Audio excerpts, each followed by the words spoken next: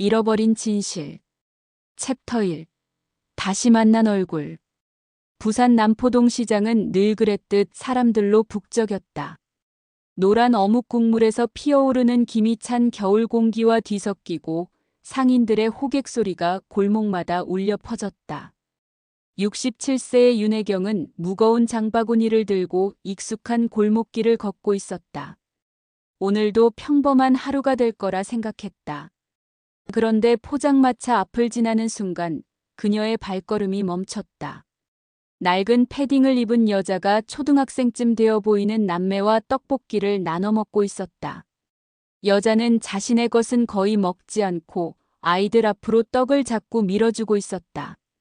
그 모습이 애처로웠다. 하지만 혜경의 시선을 사로잡은 건 그게 아니었다. 그 여자의 얼굴. 5년 동안 잊으려 했지만 잊을 수 없었던 그 얼굴. 저 여자가. 혜경의 입술이 바들바들 떨렸다. 며느리 박소연이었다. 5년 전 장남 윤준호가 교통사고로 세상을 떠난 직후 회사에서 비자금 3천만 원이 사라졌다. 그리고 바로 그날 밤 소연이 두 아이를 데리고 흔적도 없이 사라졌다. 가족들, 친척들, 회사 사람들은 모두 말했다. 사모님이 돈 들고 도망쳤대요. 역시 믿을 수 없는 여자였어. 처음부터 돈 때문에 결혼한 거 아니었어요? 혜경도 그렇게 믿었다. 아니, 믿고 싶었다. 아들의 죽음이라는 슬픔을 견디기 위해선 누군가를 원망해야 했으니까. 며느리를 미워하는 게 차라리 쉬웠다. 그런데 지금 눈앞의 여자는 어땠는가? 3천만 원을 들고 도망친 사람의 모습이 저럴 수 있을까? 해진 옷, 창백한 얼굴, 수척한 손. 부유함의 흔적은 어디에도 없었다. 오직 피폐함만이 그녀를 감싸고 있었다. 혜경은 장바구니를 꽉 쥐었다. 다가가야 할까? 아니면 그냥 지나쳐야 할까? 마음속에서 두 감정이 격렬하게 부딪혔다. 그때 남매 중 오빠가 고개를 들었다. 준호를 닮은 그 눈빛. 혜경은 숨이 막혔다. 소연이 아이의 시선을 따라 고개를 돌렸다. 두 사람의 눈이 마주쳤다. 소연의 얼굴이 하얗게 질렸다. 그녀는 황급히 아이들의 손을 잡아 일어섰다. 떡볶이는 반도 먹지 못한 채였다. 잠깐만. 혜경이 소리쳤지만 소연은 이미 골목 안으로 사라지고 있었다. 혜경은 그 자리에 멍하니 서 있었다. 가슴이 두근거렸다. 아니, 무언가가 흔들리고 있었다. 5년 동안 단단하게 쌓아 올렸던 확신의 벽이. 그날 밤 혜경은 좀처럼 잠을 이룰 수 없었다. 오래된 사진첩을 꺼내 천천히 넘겼다. 준호의 결혼식 사진, 손주들이 태어났을 때 사진, 명절날 다 같이 찍은 가족 사진. 그 속의 소연은 언제나 조용하고 소박했다. 화려한 옷을 입은 적도, 비싼 장신구를 한 적도 없었다. 내가 뭘 잘못 본 걸까? 혜경은 사진 속 며느리의 얼굴을 오래 들여다봤다. 그리고 결심했다. 진실을 확인해야 한다고. 챕터 2. 감춰진 거짓말. 다음 날 아침 혜경은 예전에 집안일을 도와주던 이복순을 찾아갔다. 복순은 5년 전 그 일이 있고 나서 얼마 지나지 않아 일을 그만뒀다. 개인 사정 때문이라고 했지만 어딘가 석연치 않았다. 복순은 작은 슈퍼를 운영하고 있었다. 혜경이 들어서자 복순의 얼굴이 굳었다. 사모님. 복순 씨 앉아요. 할 얘기가 있어요. 혜경은 부드럽게 말했지만 복순의 손은 떨리고 있었다. 한참을 망설이던 복순이 가게 문을 닫고 혜경을 안쪽 방으로 안내했다. 5년 전 소연이가 떠난 날 기억나죠? 복순은 고개를 끄덕였다. 그날 정말 소연이가 돈을 가져간 게 맞나요? 침묵이 흘렀다. 길고 무거운 침묵. 복순의 눈가에 눈물이 맺혔다. 사모님, 저는 그냥 시키는 대로 했을 뿐이에요. 뭐라고요? 회장님이. 아니, 정우 사장님이 시켰어요. 소연 사모님이 돈 들고 남자랑 도망쳤다고 말하라고요. 그렇지 않으면 저희 남편 일자리가 날아간다고. 혜경의 얼굴이 창백해졌다. 정우가 시킨 거예요? 네. 그때 정우 사장님이 저한테 직접 와서 말했어요. 어머니한테 이렇게 말하라고. 형수님이 회사 돈 들고 도망쳤다고. 저는 정말 무서웠어요. 거절할 수가 없었어요. 복수는 얼굴을 손으로 가렸다. 사실 그날 밤 저도 봤어요. 소연 사모님이 아이들 손잡고 나가는 걸. 그분 손엔 큰 가방 하나뿐이었어요. 돈가방 같은 건 없었어요. 그냥 울면서 나가시더라고요. 혜경은 머리를 쥐어뜯고 싶었다. 둘째 아들 윤정우. 형의 죽음 이후 자연스럽게 회사를 물려받은 그 아들. 모든 퍼즐 조각이 조금씩 맞춰지기 시작했다. 그리고 그 그림은 너무나 끔찍했다. 챕터 3. 흔적.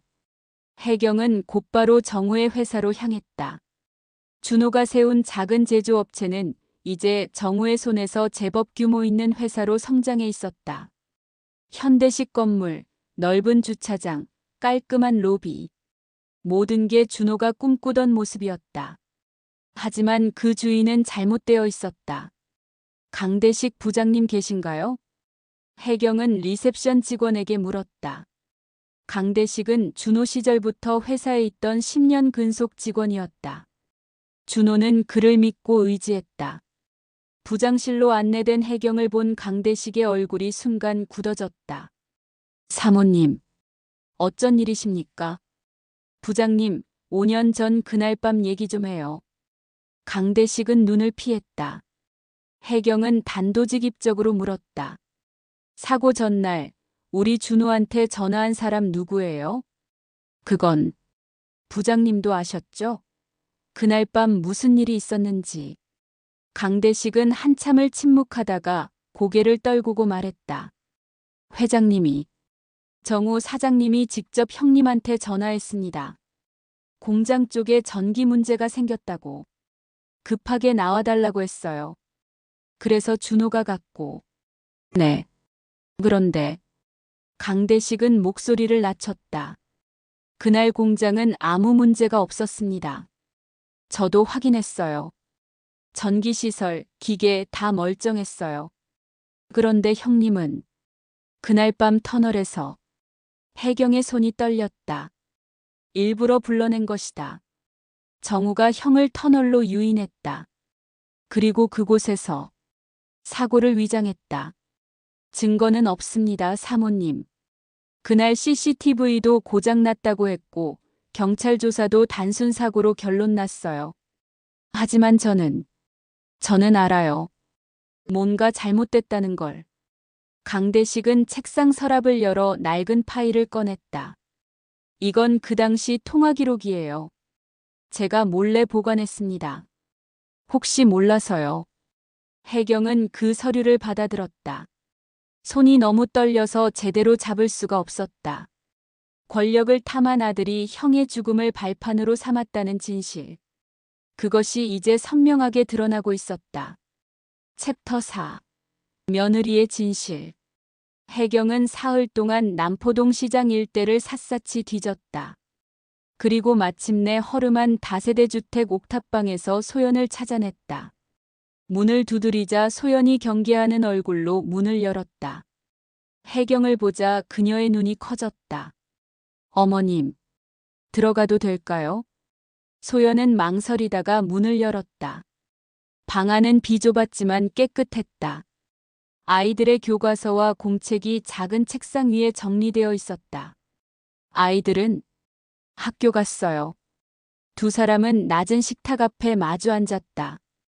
한참 동안 아무도 말을 꺼내지 못했다. 먼저 입을 연 건 혜경이었다. 5년 전 왜 떠난 거예요? 소연은 오래 침묵하다가 조용히 대답했다. 사고의 진실을 알았어요. 뭐라고요? 오빠 죽음이 단순한 사고가 아니란걸요. 정우 씨가 일부러 오빠를 불러낸 거란 걸 알았어요. 혜경의 숨이 멎었다. 그날 밤 정우 씨가 집에 찾아왔어요. 오빠 장례식도 끝나기 전이었어요. 그 사람이 저한테 말했어요. 조용히 사라지면 아이들은 건드리지 않겠다고. 하지만 입을 열면 내 아이들도 무사하지 못할 거다고. 소연의 목소리가 떨렸다. 저는 무서웠어요. 오빠도 잃었는데 아이들마저 잃을 순 없었어요. 그래서 도망쳤어요. 아이들 데리고 숨었어요. 5년 동안. 그럼 그 돈은 저 아니에요. 처음부터 돈 같은 건 없었어요. 정우 씨가 꾸민 거예요. 저한테 누명을 씌워서 아무도 의심하지 못하게 만든 거죠. 소연은 일어나 낡은 서랍에서 작은 USB를 꺼내 혜경에게 내밀었다. 이거 5년 동안 품고 있었어요. 정우 씨가 오빠한테 전화한 녹음이에요. 오빤 통화 내용을 습관적으로 녹음하는 버릇이 있었거든요. 사업 때문에. 혜경은 떨리는 손으로 USB를 받았다. 소연이 노트북을 켜서 파일을 재생했다. 형, 오늘 밤 공장 쪽으로 좀 나와요. 정우의 목소리였다. 지금 무슨 일인데? 전기 문제가 좀 생겼어요. 큰 건 아닌데 형이 직접 봐줘야 할 것 같아서요. 알았어. 30분 안에 갈게. 짧은 통화였지만 그 안에는 분명한 유인이 담겨 있었다. 공장에 문제가 없었다는 강대식의 증언과 맞물려 이 녹음은 결정적 증거가 될 수 있었다. 혜경은 USB를 꽉 쥐고 눈을 감았다. 5년 동안 며느리를 원망했다. 손주들을 그리워하면서도 찾지 않았다. 모든 게 거짓 위에 세워진 미움이었다. 미안해요, 소연아. 혜경의 눈에서 눈물이 흘러내렸다. 챕터 5. 침묵의 끝. 사흘 뒤 혜경은 정우를 집으로 불렀다. 식탁 위엔 차 대신 낡은 녹음기가 놓여 있었다. 어머니, 무슨 일로 부르셨어요? 정우는 여유로운 얼굴로 앉았다. 잘 차려입은 정장, 비싼 시계, 자신감 넘치는 태도. 모든 게 형의 것을 빼앗아 만든 허상이었다. 5년 전 그날 밤 얘기 좀 할까? 정우의 표정이 미세하게 굳었다. 갑자기 왜 그 얘기를? 공장에 무슨 문제가 있었니? 네. 5년 전 형한테 전화했잖아. 공장에 전기 문제 생겼다고. 정우는 눈을 깜빡였다. 아, 그때요. 별거 아니었어요. 형이 도착하기 전에 해결됐고요. 거짓말하지 마. 혜경의 목소리가 차가워졌다. 그날 공장은 멀쩡했어. 아무 문제도 없었지. 어머니, 이게 무슨. 넌 형을 일부러 불러낸 거야. 터널로 유인해서 죽인 거지. 정우의 얼굴이 하얗게 질렸다. 그는 벌떡 일어섰다. 이건 오해예요, 어머니. 대체 누가 그런 헛소리를. 오해는 내가 만들었어. 혜경은 녹음기의 재생 버튼을 눌렀다. 정우의 목소리가 흘러나왔다. 형, 오늘 밤 공장 쪽으로 좀 나와요. 정우는 입을 다물었다. 혜경은 계속 말했다. 소연이한테 누명 씌운 것도, 집안 사람들한테 거짓말하게 만든 것도 다 너였어. 형을 죽이고 그 자리를 차지하기 위해서. 증거가 어디 있어요? 정우가 고함쳤다. 하지만 그의 목소리는 떨리고 있었다. 이 녹음이 증거야. 그리고 강대식 부장의 증언도 있고 복순 씨의 진술도 있어. 경찰이 다시 조사하면 진실은 드러날 거야. 혜경은 휴대폰을 집어들었다. 지금이라도 자수해. 그게 내가 할 수 있는 마지막 인간다운 짓이야. 정우는 한참을 멍하니 서 있다가 무릎이 꺾이듯 주저앉았다. 그의 눈에서 눈물이 흘렀다. 하지만 혜경은 더 이상 그 눈물을 믿지 않았다. 다음 날 혜경은 모든 증거를 경찰에 제출했다.